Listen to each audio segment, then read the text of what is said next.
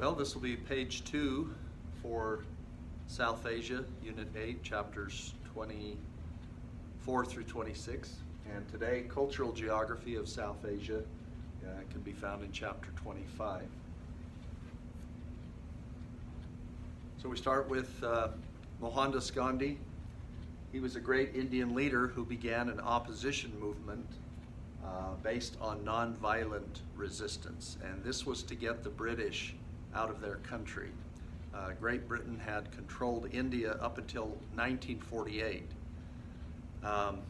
It was a great resource for the country of India. Cotton could even be sold cheaper than it could in Great Britain if they took the cotton or took the cotton, sent it to India, ran it through their mills, and then returned it to Britain. They could sell it cheaper than what they could in Britain. So certainly an area that they wanted to have for a long time, but through the efforts of Gandhi and others, so they protested non-violently. People protest by destroying things or picketing and interrupting or disrupting things. If it's non-violent, that's the type that he did. He even had starved himself. He didn't eat. And you think, well, why would that be an issue? Why would that be a problem? If somebody over you knows that you're not eating because of what you're doing, I think it would be on your mind. You would be thinking about it. So with more than 1 billion people in India, they have the world's largest democracy, which is a federation of states with a prime minister. So they have 1.2, almost 1.3 billion people, and China has about 1.4 billion. There's estimates that in a number of years, maybe 5, that India will surpass China as the world's most populated country. Now, with China's change in going from a one-child policy to 2, that could either delay that a few years or it may not happen. We'll see. Land reform. So this is redistributing land more evenly among the people. About 2/3 of the people rely on farming for their livelihood. So it was unfair. A few people had all the land, and it's important for people to own land, to have that sense of ownership and feel that something is yours. About 80% of the population of this region is Hindu. They believe in many gods, so that makes them polytheistic. And they also believe in reincarnation, probably something you've heard about, which is the rebirth of the soul over and over again until it reaches a state of enlightenment, or not enlightenment, sorry, where they have achieved everything. Their purpose is done.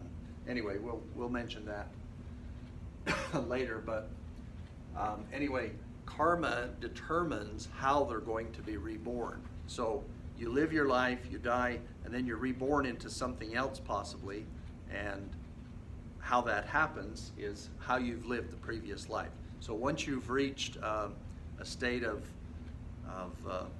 your life is complete and perfect and everything's good, then you can quit being reincarnated, as far as I understand it. In India, they have a caste system. They are trying to go away from this as much as they can, but thousands of years, it's hard to change things. But the caste that you're in is a lifelong hereditary social class, and you're born into that caste. The top group are Brahmins, then Kshatriya, and Vaishya. These are twice-born groups. I'm guessing maybe that group believes more in reincarnation than others, than Sudra. And then there's a group down here called Untouchables, and that's kind of based on what they do for a job. Now this picture here, I don't know if you can see it very well. It shows a man sitting on the road basically, but his feet are down in the manhole, and he has basically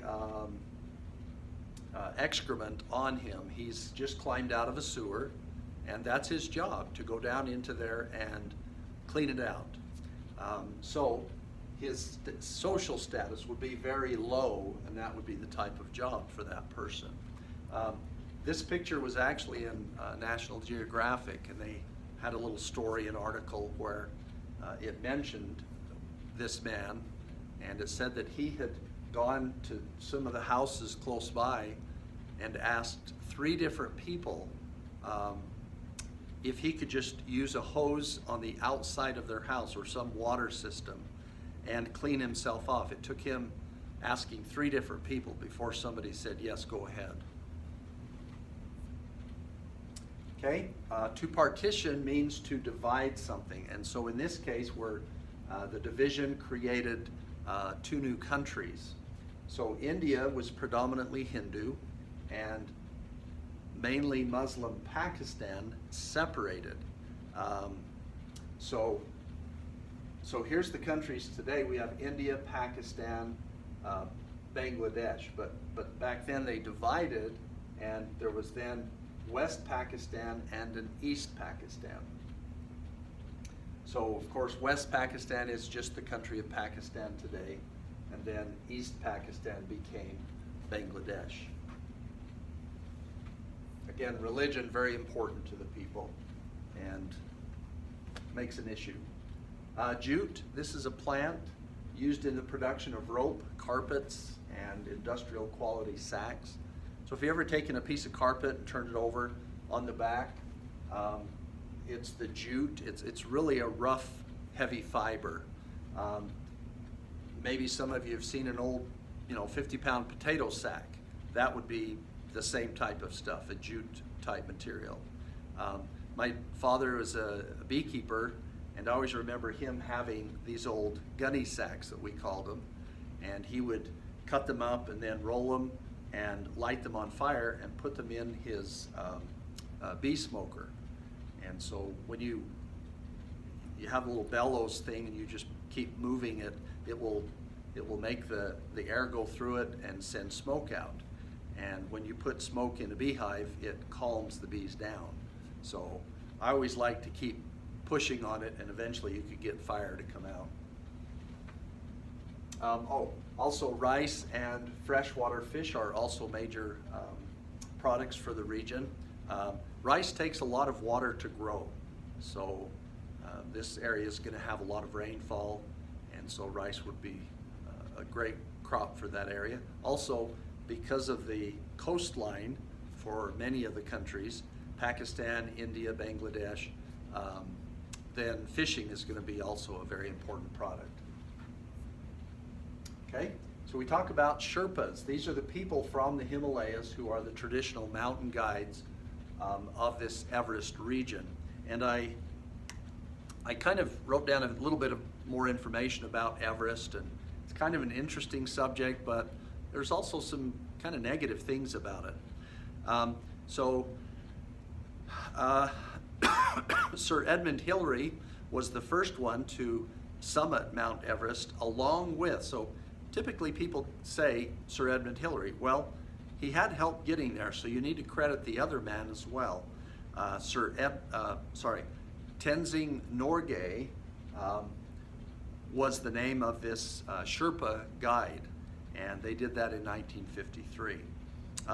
Today there's another Sherpa who has the record of summiting Mount Everest 23 times.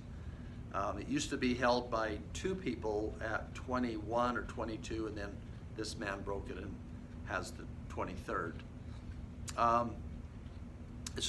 The mountain is also named after George Everest. He was born in the 1700s.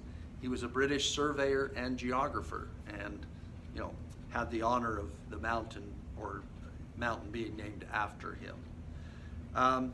So I mentioned how it's very expensive. So it's $9,500, $9,500 for a climbing permit, the fee to actually go and do that. And they've also had a problem of garbage building up. And so you'll also pay a $1,500 trash fee. And so people are being paid to go up and bag up garbage and bring it down off the mountain. And then there's another issue, and that is the number of bodies that are still on Mount Everest. I think over 300 people have died, but they estimate still 200 bodies that are up on Mount Everest. So kind of a sad idea and thought. In fact, as people are walking on some of these trails, just off to the side, you can see a body of a person that has maybe been there for years. And so that's another thing that they're trying to do, is to bring those bodies off the mountain.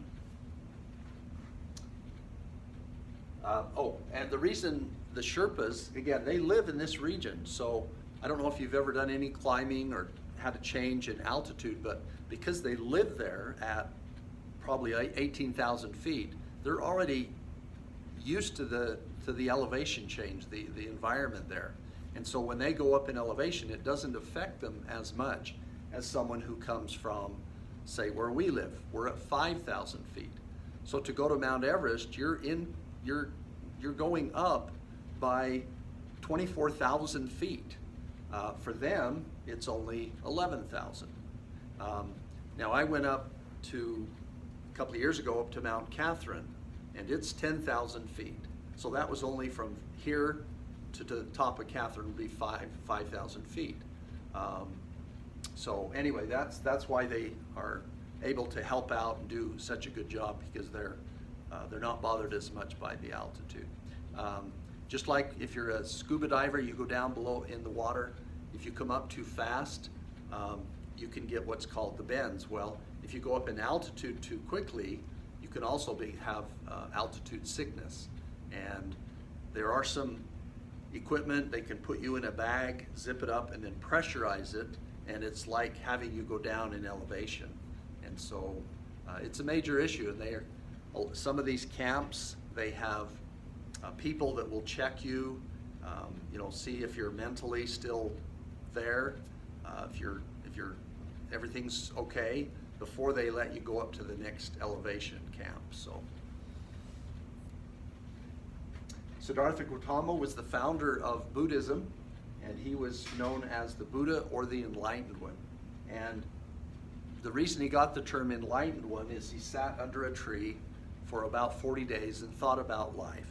And so at the end of that, he felt like he had all the answers to life.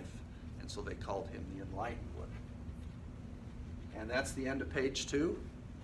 So do your assignment, and thank you.